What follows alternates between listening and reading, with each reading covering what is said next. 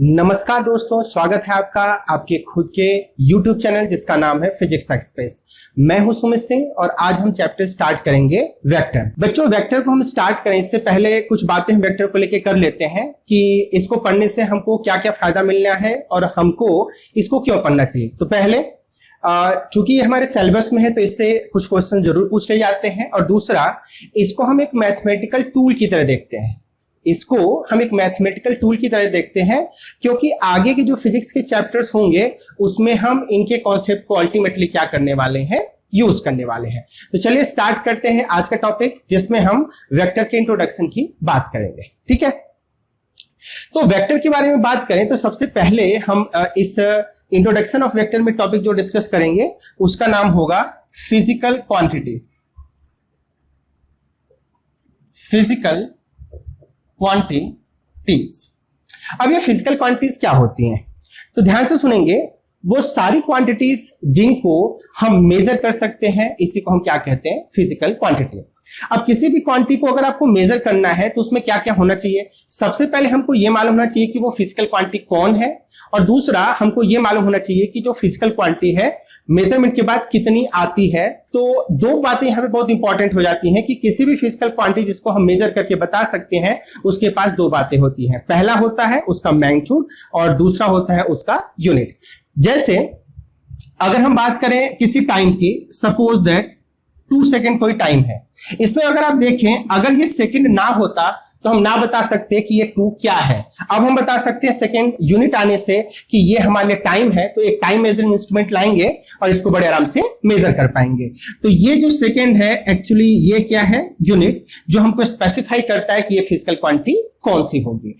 दूसरा, ये आप नंबर देख रहे हैं, ये एक बेसिकली नंबर है, और ये जो नंबर है ये हमको बताता है कि जो हमारा टाइम है वो कितने मैग्नीट्यूड का है। तो नंबर को ही हम अल्टीमेटली क्या नाम रख लेते हैं, मैग्नीट्यूड। ठीक है, तो नंबर को हम मैग्नीट्यूड कहते हैं, और ये आपके सामने जो सेकंड दिख रहा है इसको हम क्या कह लेते हैं, यूनिट। तो किसी भी फिजिकल क्वांटिटी को बताने के लिए मैग्नीट्यूड भी होना चाहिए और साथ साथ उसका यूनिट भी होना चाहिए।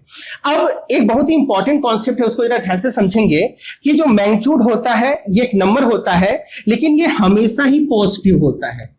Always be positive. कभी भी हमारी फिजिकल क्वांटिटी पॉजिटिव होती है, नेगेटिव नहीं हो सकती। फिजिकल क्वांटिटी ऑलवेज क्या होती है, फिजिकल क्वांटिटी की अगर हम बात करें तो वो एक क्वांटिटी ऐसी होती है जिसको हम मेजर कर सकते हैं, और इसमें जो मैग्नीट्यूड होता है ये हमेशा ही क्या होता है, पॉजिटिव होता है। ओके, कुछ और एग्जाम्पल की बात करें तो और हो सकता है, जैसे 4 न्यूटन फोर्स, और एग्जाम्पल की बात करें तो 5 मीटर पर सेकेंड। यहां पे न्यूटन बताता है कि ये 4 जो है वो क्या है, ये है हमारे लिए फोर्स। 4 क्या है, इसका मैग्नीट्यूड। ये 5 का क्या है, मैग्नीट्यूड, और मीटर पर सेकंड बताता है कि जो 5 है वो क्या है, बेसिकली वो हमारे लिए स्पीड है। तो फिजिकल क्वांटिटीज की हमने बात करी, वो सारी क्वांटिटीज जिनको हम मेजर कर सकते हैं। क्लियर? तो अब हम बात करेंगे कि जो फिजिकल क्वांटिटीज हैं वो कितने टाइप की होती हैं। तो बात करते हैं types of physical quantities. Types of physical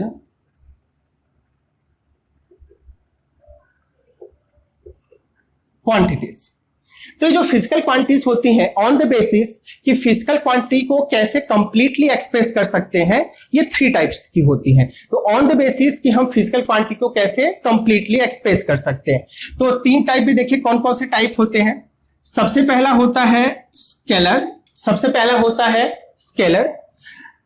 दूसरा होता है वेक्टर, और जो ये तीसरा होता है ये होता है टेंसर। अच्छा, टेंसर लिखे से पहले हम बात कर लें, ये टेंसर जो है वो हमारे सिलेबस में नहीं है, नॉट इन सिलेबस। तो बस इसका इंट्रोडक्शन देखेंगे, इसके बारे में हम ज्यादा बातें नहीं करेंगे। तो स्केलर क्या होती हैं, तो यहां पे डियर बहुत सारी फिजिकल क्वांटिटीज ऐसी होती हैं जिनको कंप्लीटली अगर एक्सप्रेस करना हो तो केवल मैग्नीट्यूड की जरूरत पड़ती है, डायरेक्शन की नहीं। जैसे एग्जांपल के तौर पे मैं आपसे पूछूं कि कितना टाइम हो रहा है, तो आप बोल सकते हैं कि 10 AM हो रहा है। क्या ये कंप्लीट आंसर हुआ? हाँ। क्या इस 10 AM को बताने के साथ साथ हमको कोई डायरेक्शन बताने की जरूरत पड़ी? नहीं, तो इसका मतलब यह हुआ कि ये ऐसी क्वांटिटी है जिसको कंप्लीट एक्सप्रेस करने के लिए आपको केवल मैग्नीट्यूड की जरूरत पड़ रही है, डायरेक्शन की जरूरत पड़ ही नहीं रही है। और ऐसी क्वांटिटीज को हम क्या कहते हैं? स्केलर। तो स्केलर ऐसी क्वांटिटी हुई जिसमें किसकी केवल जरूरत पड़ती है? केवल मैग्नीट्यूड की जरूरत पड़ती है। और अगर हम डायरेक्शन की बात करें तो डायरेक्शन की जरूरत नहीं पड़ती है। ऐसे फिजिकल क्वांटिटी को हम क्या कह लेते हैं? स्केलर। इसके एग्जांपल की बात कर लेते हैं। इसके एग्जांपल में हमने अभी भी बात करी कि ये टाइम हो सकता है, और बात कर लें मास हो सकता है, स्पीड हो सकता है, वर्क हो सकता है। तो बहुत सारी फिजिकल क्वांटिटी हैं जो हमारे क्या हो सकती हैं? स्केलर। ओके, अब स्टार्ट करते हैं बात करना वेक्टर के ऊपर, जिसके नाम पे हमारे इस चैप्टर का नाम पड़ा है। तो वेक्टर क्या है? तो जैसा हमने अभी भी स्केलर को लेके कहा कि ऐसी कुछ क्वांटिटी है जिनको अगर कंप्लीट बताना है तो उसमें डायरेक्शन की जरूरत नहीं पड़ती, पर कुछ क्वांटिटीज ऐसी होती हैं जिसमें डायरेक्शन की जरूरत पड़ती है। जैसे एग्जांपल के तौर पे मान लो कि मुझको इस मार्कर को खींच के इधर से इधर लेके जाना है। अगर ऐसा है तो मुझको बेटा इस पे फोर्स लगाना पड़ेगा इस तरफ। अगर मैंने इस पे फोर्स आगे की तरफ लगा दिया तो इस मार्कर का मोशन आगे की तरफ होगा, लेफ्ट साइड नहीं होगा। इसका मतलब यह हुआ कि अगर मैं फोर्स लगाऊंगा तो उसको विद प्रॉपर डायरेक्शन लगाऊंगा, यानी फोर्स के बारे में बताने के लिए, फोर्स का कंप्लीट डिस्क्रिप्शन देने के लिए हमको और किसकी जरूरत पड़ रही है? हमको पड़ रही है डायरेक्शन की। तो हमारे लिए फोर्स क्या हो गया? एक ऐसी क्वांटिटी जिसको कंप्लीट डिस्क्राइब करने के लिए डायरेक्शन की जरूरत पड़ी, और ऐसी क्वांटिटीज को हम क्या कहते हैं? वेक्टर। वेक्टर क्वांटिटीज के बारे में एक और खास बात जानने वाली है कि कई बार हम देखते हैं कि जिन क्वांटिटीज के बाद केवल डायरेक्शन होता है, जरूरी नहीं कि वो वेक्टर हो। तो इसके लिए एक थोड़ा सा और हमको यहाँ पे एक पॉइंट की बात करनी पड़ती है, और वो होता है वेक्टर अलजेब्रा।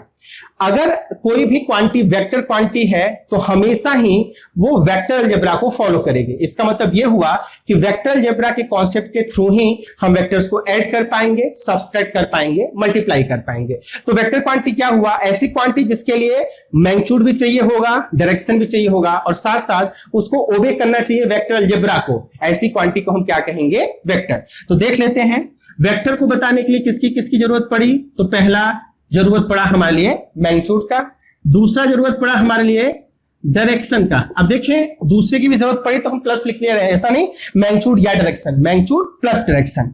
साथ साथ इसको ओबे करना चाहिए क्या? Vector algebra. अगर ऐसा हुआ तो हमारी फिजिकल क्वांटिटी क्या कही जाएगी? फिजिकल क्वांटिटी कही जाएगी वेक्टर। इसके एग्जांपल की बात कर लेते हैं। तो इसके कई सारे एग्जांपल हमने अभी भी बात करा कि फोर्स हो सकता है, और बात करें तो वेलोसिटी हो सकती है, और बात करें तो एक्सेलरेशन हो सकता है, और भी बहुत सारी फिजिकल क्वांटिटी है जो हमारे लिए वेक्टर हो सकती है। अब सबसे लास्ट में बात करते हैं कि टेंसर क्या होता है। टेंसर के ऊपर बात करें तो कुछ क्वांटिटीज जो बहुत ही स्पेशल कैटेगरी में आती हैं, जिनको हम टेंसर कहते हैं, उनकी बात करें तो इस बेसिस पे, इस लेवल पे अल्टीमेटली हमको कहना चाहिए कि वो क्वांटिटीज जो ना तो वेक्टर है ना तो स्केलर है, ऐसी क्वांटिटी को हम क्या कहते हैं? टेंसर। तो हमारे लिए टेंसर क्या हुआ? वो क्वांटिटी जो ना तो स्केलर हो और ना ही वेक्टर हो, वही क्या होती है हमारे लिए? टेंसर।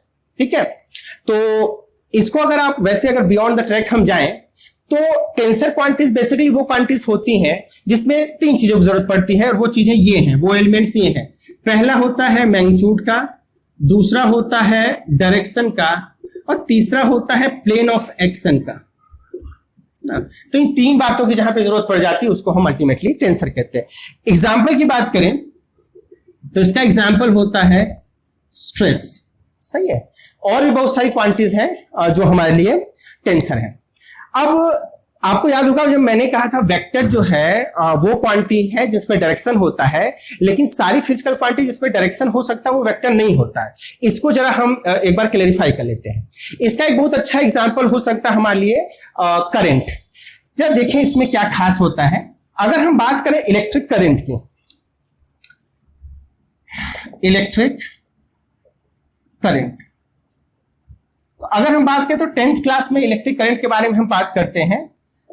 ये आई होता है, इसको आई से अक्सर रिप्रेजेंट करते हैं। अब जरा देखिए करंट को, अगर मान लिया मेरे पास ये दो वायर हैं और यहां जंक्शन पे तीसरा वायर गिरा, मान लेते हैं ये 1 एम्पियर करंट है, ये 2 एम्पियर करंट है, और इन दोनों वायर के बीच का एंगल सपोज दैट थीटा है। तो यहां से जाने वाला करंट कितना होगा, तो देखिए करंट कैसे बताते हैं कि टोटल करंट क्या होगा। ये दोनों मिलेंगे, यहां पे फ्लो करेंगे, तो 2 + 1 यहां पे हो जाता है 3 एम्पियर। ये तो नॉर्मल अलजेब्रा है, ये नॉर्मल अलजेब्रा है, ये वेक्टर अलजेब्रा नहीं है। क्योंकि अगर ये वेक्टर अलजेब्रा होता तो ये जो करंट अभी देख रहे हैं, अगर मैं इसको नेट करंट बोल दूं तो ये नेट करंट ऐसे नहीं लिखा जाता, ये नेट करंट ऐसे लिखा जाता, I net is equal to इसका स्क्वायर प्लस इसका square plus 2 times into 1 into 2 into cos of angle between these two current means theta. अब आप देखें, अगर थीटा की कुछ वैल्यू हुई तो इसकी वैल्यू कभी भी 3 एम्पियर तो नहीं आ पाएगी।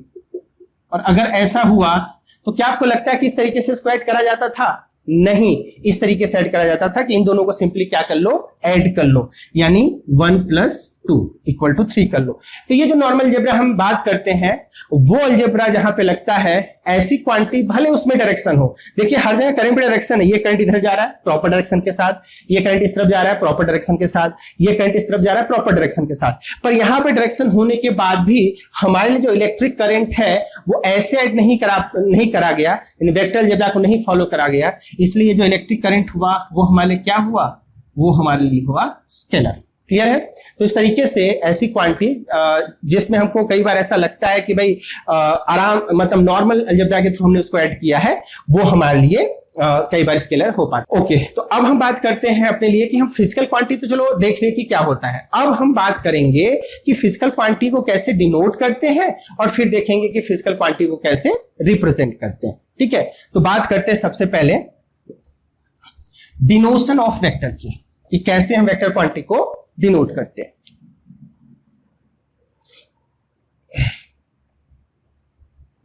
डिनोट ए वेक्टर क्वांटिटी, कैसे डिनोट करते हैं? तो बेटा यहां पे बहुत सिंपल सी बात है, वेक्टर क्वांटिटी खास क्या है, इसमें एक डायरेक्शन भी आ गया, और अगर ऐसा है तो हम इसको देखिए ऐसे रिप्रेजेंट करते हैं, एक लेटर लिख लेते हैं, जो नॉर्मल तरीके होते हैं किसी भी वेरिएबल को दिखाने के, वैसे उसी तरीके से हम एक लेटर लिख लेते हैं, इसके ऊपर क्या दिखा देते हैं, एक एरो, और अगर ऐसा कर दिए तो ऐसे ही हम क्या करते हैं, वेक्टर को डिनोट करते हैं, रिप्रेजेंट करते हैं। ठीक है, तो इसको हम पढ़ते क्या है, ये है वेक्टर ए, इसको क्या पढ़ते हैं, वेक्टर ए। अच्छा, अगर ये वेक्टर ए है तो इसका अपना एक प्रॉपर डायरेक्शन होगा और इसका अपना एक प्रॉपर मैग्नीट्यूड होगा। तो डायरेक्शन की बात हम आगे अभी टॉपिक में करेंगे, लेकिन बात करें तो इसका मैग्नीट्यूड कैसे लिखें, तो लिखता हूं मैं मैग्नीट्यूड ऑफ वेक्टर ए। तो बेटा इसके लिखने के दो तरीके हैं। पहला तरीका, आप वेक्टर लिखते हैं पूरा, उसके ऊपर आप लगा देते हैं मॉड, एक तरीका तो ये, या दूसरा तरीका ये होता है कि ये जो लेटर होता है ना, उसके ऊपर से वो एरो साइन ये हटा देते हैं, बस लेटर लिख लेते हैं। चाहे ऐसे आप लिखे चाहे आप ऐसे लिखो, दोनों ही तरीके हैं किसी भी वेक्टर का क्या रिप्रेजेंट करने के, मैग्नीट्यूड को रिप्रेजेंट करने के। और बात कर लेते हैं, वेक्टर ऐसे भी लिखा जा सकता है 2 लेटर के कॉम्बिनेशन के साथ, जैसे यहां पे ए बी वेक्टर, इसको क्या पढ़ते हैं, वेक्टर ए बी। अब अगर वेक्टर ए बी का मैग्नीट्यूड लिखना हो magnitude of vector A B, तो इसको कैसे लिखेंगे, 2 तरीके, या तो ए बी के ऊपर एरो लगाओ, मॉड लगा दो, या आप केवल लेटर लिख दो ए बी, उसके ऊपर से एरो हटा दो। तो ये इस तरीके से हम वेक्टर को क्या करते हैं, डिनोट करते हैं। क्लियर है? अगले टॉपिक में हम बात करेंगे कि वेक्टर क्वांटिटी को रिप्रेजेंट कैसे करते हैं, और यहां पे बहुत स्पेशल बात इसलिए रिप्रेजेंटेशन किया जाती है, बहुत ही इंपॉर्टेंट बात, कि वेक्टर क्वांटिटी के पास अभी डायरेक्शन आ गया है, तो बात करते हैं कि वेक्टर क्वांटिटी को हम कैसे रिप्रेजेंट करते हैं। ठीक है, तो अगली हेडिंग में लिखेंगे representation of vector quantities. Okay, तो लिखते हैं रिप्रेजेंटेशन ऑफ वेक्टर। ठीक है, तो कैसे रिप्रेजेंट करते हैं, तो यहां पे डियर वेक्टर को रिप्रेजेंट करने के लिए हम क्या करते हैं, एरो का यूज करते हैं। सिंपल सा जो एरो होता है उस एरो का यूज करते हैं। तो रिप्रेजेंटेशन कैसे होता है, बाय यूजिंग एरो। ठीक है, एरो का यूज करके करते हैं। अभी एरो के पास देखें, जैसे मैंने ये एरो अभी ड्रॉ करा, इसके पास 3 एलिमेंट है, जरा देखिए क्या क्या इसके पास।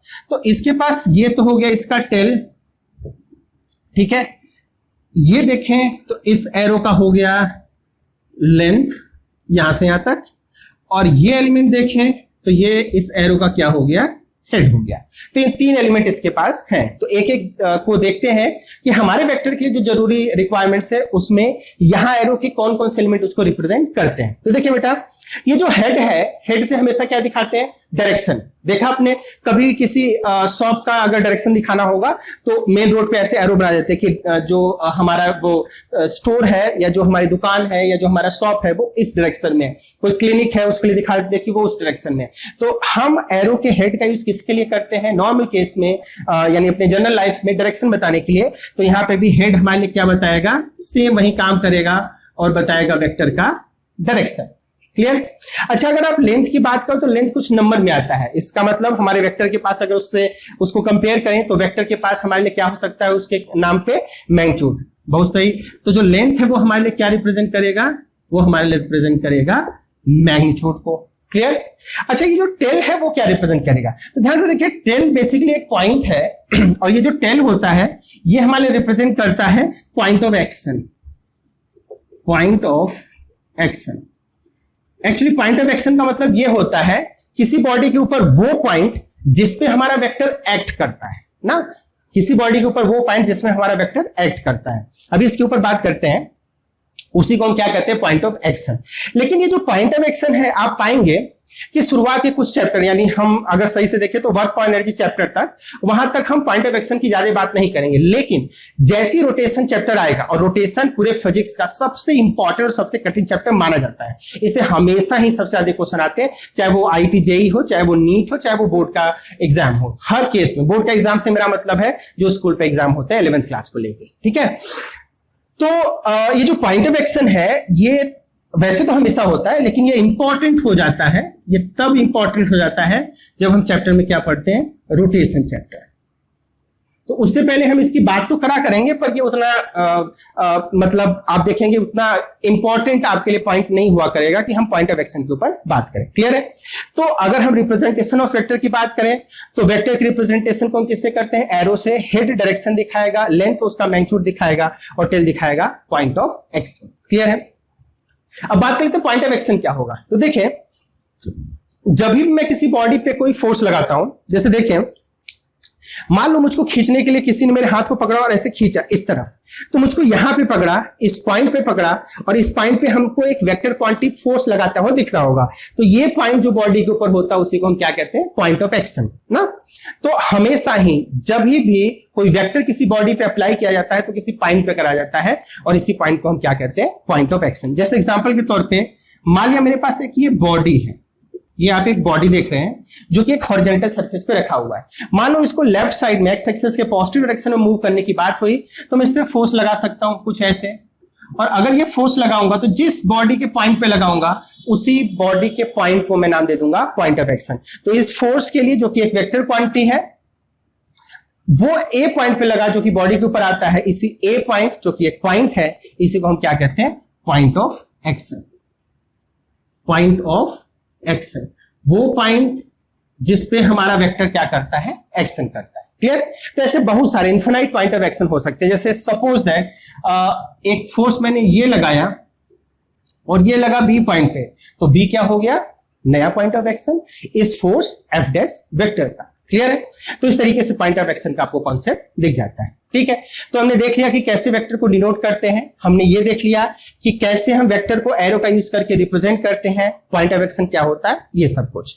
अब हमारा अगला जो पॉइंट होगा वो एक इंपॉर्टेंट पॉइंट होगा, हालांकि उसका बहुत ज्यादा लोग पढ़ाते नहीं है, लेकिन मेरे हिसाब से बहुत इंपॉर्टेंट होता है, और उस कॉन्सेप्ट का नाम है डायरेक्शन। तो जरा देख लेते हैं ये डायरेक्शन का कॉन्सेप्ट कैसे काम करता है। ठीक है।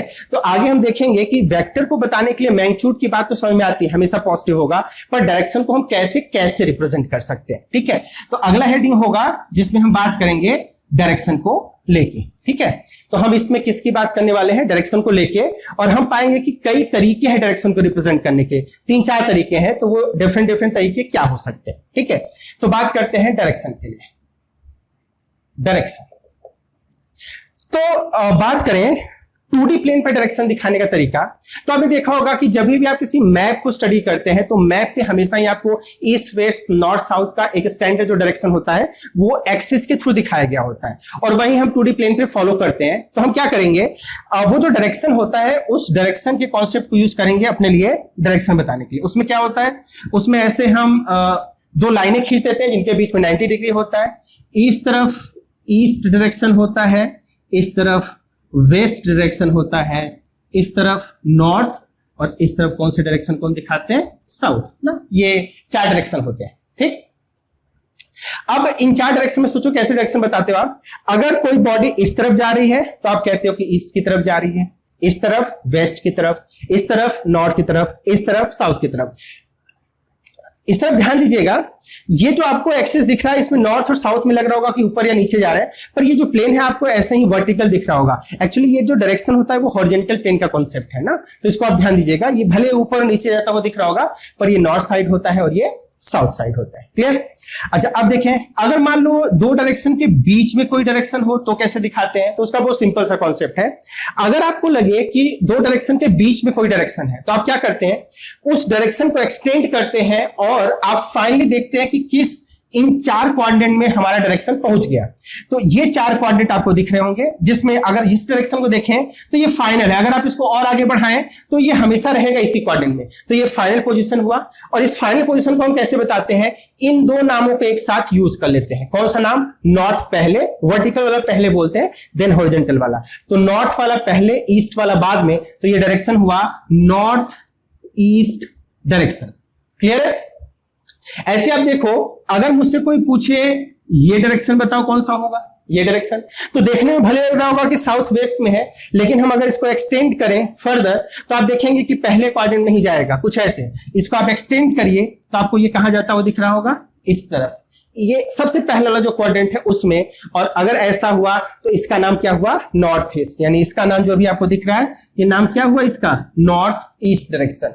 ऐसे आप देखो, ये डायरेक्शन देखो फाइनली इस क्वाड्रेंट में पहुंचा हुआ है, आगे बढ़ाओगे तो इसी क्वाड्रेंट में रहेगा। तो ये डायरेक्शन कौन सा हुआ, नॉर्थ वेस्ट। नहीं, इसी तरीके से अगर ये डायरेक्शन दिखाना हो, अगर ये डायरेक्शन दिखाना हो तो ये किस डायरेक्शन में जाएगा, अगर फर्दर हम इसको आगे बढ़ाएं तो नॉर्थ वेस्ट में ही आपको दिखेगा। तो ये वाला कौन सा हुआ, नॉर्थ वेस्ट डायरेक्शन। और देखो अगर मान लो ये डायरेक्शन दिखाना हो तो देखो ये फाइनल इसी क्वाड्रेंट में है, क्वाड्रेंट नहीं छोड़ेगा, तो ये हुआ साउथ ईस्ट। क्लियर है। तो इस तरीके से हम डायरेक्शन का कॉन्सेप्ट यूज करते हैं जो आप मैप में देखते हैं। अच्छा, दूसरा हमारे लिए होता है एक्सेस सिस्टम का यूज। देखिए ये वाला एक्सेस सिस्टम जिसमें आप जानते हैं ये एक्स एक्सिस होता है, ये वाई एक्सिस होता है, ये जेड एक्सिस, ये ओरिजिन। ये एक्सिस सिस्टम है रेक्टेंगुलर कोऑर्डिनेट ज्योमेट्री का, यानी हर एक एक्सिस के बीच में अगर आप देखें तो हमेशा 90 डिग्री आप पाएंगे, एक्स जेड के बीच में, वाई जेड के बीच में। एक्चुअली जेड ऐसे है, वर्टिकली अपवर्ड, आपके बोर्ड से बाहर की तरफ, लेकिन वो हम बनाते तो आपको ऐसा दिख जाता है, ये सब आप जानते हैं। तो देखिए अगर कोई बॉडी ईस्ट में जा रही है तो आप अगर उसको एक्सिस से कंपेयर करें तो आप यही तो बोलेंगे कि वो एक्स एक्सिस के पॉजिटिव डायरेक्शन में जा रही है। अगर कोई बॉडी एक्स एक्सिस के नेगेटिव डायरेक्शन में जा रही है, इसका मतलब वो वेस्ट साइड में जा रही है। इसका मतलब एक्स का पॉजिटिव नेगेटिव डायरेक्शन भी आप बिल्कुल वैसे ही यूज कर सकते हैं जैसे ईस्ट और वेस्ट डायरेक्शन। सिमिलरली अगर कोई नॉर्थ साइड में जा रहा है तो आप बोल सकते हैं वाई एक्सिस के पॉजिटिव डायरेक्शन में, साउथ साइड में अगर जा रहा है तो वाई एक्सिस के नेगेटिव डायरेक्शन में। और आप यहां पे देखें कोई बोर्ड के प्लेन के परपेंडिकुलर अपवर्ड जा रहा है तो वो जेड एक्सिस के पॉजिटिव डायरेक्शन में, और कोई डाउनवर्ड जा रहा है तो वो जेड एक्सिस के नेगेटिव डायरेक्शन में। तो इस तरीके से बेटा देखें तो एक्सिस सिस्टम का यूज करके भी हम क्या बता सकते हैं, हम डायरेक्शन को बड़े आराम से बता सकते हैं और बहुत ही इफेक्टिवली बता सकते हैं। और एक बात और ध्यान दें, यही जो डायरेक्शन होगा वो अक्सर आप देखेंगे कि क्वेश्चन में यूज किया जाएगा, बोला जाएगा कि कोई बॉडी है वो एक्स एक्सिस के पॉजिटिव डायरेक्शन में जा रही है। क्लियर। तो इस तरीके से हमारे पास ये तरीके हैं जिनको हम यूज करके डायरेक्शन के बारे में बात करते हैं। अब जरा कुछ और तरीके हैं देखने डायरेक्शन बताने के, जरा वो देख लेते हैं। तो और तरीकों में जरा एक ये तरीका देखें। अभी हमने बात करी है कि भाई ये जो डायरेक्शन वाला एक्सिस है इसकी बात करें तो इधर ईस्ट, इधर वेस्ट, इधर नॉर्थ, इधर साउथ, ये डायरेक्शन अभी हमने बात करी है। अब जरा सोचना, अगर मान लो कि आपका कोई डायरेक्शन इस तरफ है या कोई डायरेक्शन इस तरफ है, और अगर इन दोनों का नाम लिया जाए तो आप दोनों का नाम क्या बोलेंगे, नॉर्थ ईस्ट, नॉर्थ ईस्ट। पर जरा सोचो यहां पे तो डायरेक्शन का कॉन्सेप्ट ही एकदम गड़बड़ हो गया। भाई डायरेक्शन का मतलब क्या है? डायरेक्शन हमेशा ही पिन पॉइंटेड होता है। फॉरवर्ड जाना है तो फॉरवर्ड मतलब यही होगा, ऐसा नहीं इधर भी फॉरवर्ड होता है उधर भी फॉरवर्ड होता है, नहीं। डायरेक्शन मतलब एक सिंगल पिन पॉइंटेड डायरेक्शन। और आप यहां पे आप देखो तो क्या गड़बड़ हो रही है, यहां पे आप देखो तो दो दो डायरेक्शन का एक ही नाम है। और अगर ऐसा है तो इसका मतलब यह हुआ कि इस डायरेक्शन का जो तरीका है बताने का उसमें कुछ ना कुछ गड़बड़ है। और यहां पे गड़बड़ है एक्चुअली, हम जब डायरेक्शन की बात करते हैं तो वहां पे ये डायरेक्शन ऐसे वाला हमेशा ही फेल करता है। और यहां पे आप ध्यान से देखें तो इन दोनों लाइनों के बीच में जितने भी डायरेक्शन होंगे, और कितने भी डायरेक्शन हो सकते हैं, इनफिनाइट डायरेक्शन हो सकते हैं, तो इन सारे इनफिनाइट डायरेक्शन का नाम आप नॉर्थ ईस्ट दोगे। तो अब इस प्रॉब्लम से बचने के लिए हम कैसे बाहर निकले, कैसे बचें? तो उसके लिए बात करें, यहां पे जो डायरेक्शन होता है उसको बताने के लिए हम यूज करते हैं एंगल का। किसका यूज करते हैं? एंगल का। एंगल का यूज हम बहुत इफेक्टिवली करेंगे, लेकिन एंगल के कंडीशन में आपको दो बातें मालूम होना चाहिए। पहला, एंगल के साथ साथ वो एंगल किस सेंस में है, क्लॉकवाइज सेंस में है या एंटी क्लॉकवाइज सेंस में है। और दूसरा, एंगल हमेशा ही नोन डायरेक्शन से बताते हैं। एंगल हमेशा ही नोन डायरेक्शन से बताते हैं। जरा देखिए इसका मतलब क्या है। देखिए अगर आप इस डायरेक्शन को देखो, इस डायरेक्शन को मैं नाम देता हूं, ये डायरेक्शन मान लो ये फर्स्ट डायरेक्शन है। देखो मान लिया मैंने ये इस डायरेक्शन तो नोन डायरेक्शन है, इससे हमारा ये जो एंगल है वो अल्फा है। तो अल्फा का यूज करके मैं पहला वाला डायरेक्शन बताऊंगा। देखो कैसे, मैं कहूंगा ईस्ट से हमारा पहला डायरेक्शन कितने एंगल पे है? अल्फा एंगल पे है। लेकिन जरा सेंस पे ध्यान दे, सेंस कैसा है अल्फा का? इस तरफ कौन सा डायरेक्शन होता है? Anti clockwise. तो मैं कहूंगा कि जो पहला है उसका डायरेक्शन है alpha anti clockwise. Alpha anti clockwise किससे? From east. क्लियर बेटा? अब देखिए ये एंटी क्लॉकवाइज बहुत बड़ा बड़ा लिखना पड़ रहा है, इसके लिए हम साइन कन्वेंशन का भी यूज कर सकते हैं। एक्चुअली होता क्या है, ये जो एंटी क्लॉकवाइज सेंस होता है उस सेंस को हम साइन के फॉर्म जब रिप्रेजेंट करते हैं तो इसको बोल लेते हैं पॉजिटिव, और जो क्लॉकवाइज होता है उसको क्या बोल लेते हैं? नेगेटिव। तो इसका मतलब ये हुआ कि मैं अल्फा को चाहता तो पॉजिटिव लिख लेता, तो उससे भी मान चल जाता कि हमारे लिए ये एंटी क्लॉकवाइज डायरेक्शन है। जैसे इसको एग्जांपल से समझते हैं। मान लो ये जो दूसरा डायरेक्शन है वो सपोज दैट बीटा एंगल पे है। अगर ये बीटा एंगल पे है तो इसका डायरेक्शन कैसे बताएं? तो देखिए दूसरे के लिए मैं बोलूंगा बीटा, और वो भी जरा सेंस देखे किस तरफ? Anti clockwise. पॉजिटिव लगा दिया, किससे भाई? From east. तो इस तरीके से आप देखें कि हम एंगल का यूज करके बड़े आराम से क्या बता सकते हैं? Exact direction.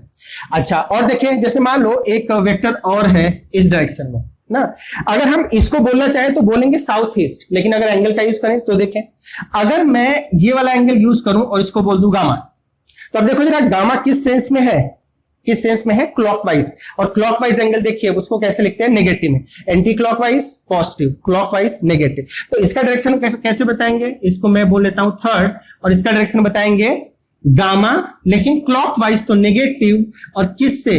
फ्रॉम ईस्ट ना। तो इस तरीके से हम बातें कर सकते हैं। अच्छा, जरूरी नहीं कि आप इससे बताओ, आप और भी डायरेक्शन ले सकते हो। जैसे एग्जांपल के तौर पे देखो जरा, अगर मैं इस एंगल की बात करूं तो ये कितना हो जाएगा? 90 माइनस गामा ना। तो मैं इसी थर्ड डायरेक्शन जो अभी बताया था उसको एक और तरीके से बता सकता हूं। कैसे? साउथ के डायरेक्शन का यूज करके मैं इसको ऐसे बोल सकता हूं 90 माइनस गामा। जरा सेंस देखें, इस तरफ मतलब एंटी क्लॉकवाइज पॉजिटिव, फ्रॉम कौन से डायरेक्शन से?